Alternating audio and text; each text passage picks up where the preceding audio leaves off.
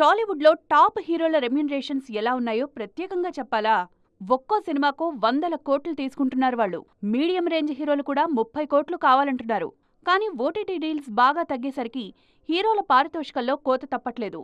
Budget controlling కోసం remunerations కంటే share వైపు అడుగులేస్తున్నారు మన హీరోలు. రవితేజ రిస్క్ కంట్రోల్ పై ఫోకస్ పెట్టారు. 20 నుంచి 25 కోట్లు ఆయన పారితోషికమే వెళ్తుంటే బడ్జెట్ 40 కోట్లు దాటిపోతుంది. విఎఫ్ఎక్స్ బేస్డ్ అయితే 80 కోట్లకు చేరుతుంది. అందుకే రేట్ తగ్గించి లాభాల్లో షేర్ తీసుకునేలా ప్లాన్ చేస్తున్నారు మాస్ రాజా. మొన్న భర్త మహాశైలకు విజ్ఞప్తి అలా చేసిందే. ఇప్పుడు ఇరుముడి కూడా అలా చేస్తున్నట్లు తెలుస్తోంది. లాభాల్లో వాటా అంటే రిస్క్ ఉంటుంది కానీ తప్పదంటున్నారు రవితేజ. నాని, సాయి ధరమ్ తేజ్, బాలయ్య లాంటి స్టార్స్ సైతం ఈ రిస్క్ తీసుకోవడానికి రెడీ అవుతున్నారు. ఓటీటీ మార్కెట్ ఒకప్పట్లా లేదు కాబట్టి బడ్జెట్లో ఆ మాత్రం కంట్రోల్ ఉండాలంటే ఫీజుల్లో కోతలు తప్పట్లేదు.